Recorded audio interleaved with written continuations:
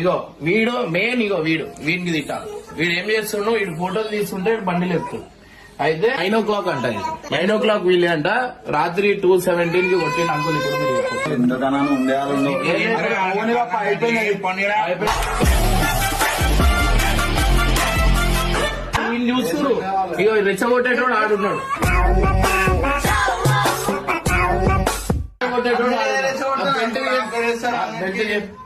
Uncle uncle ఏం కాదు. ఆడేం చేసిండు పాపం తీసాడు వాడు.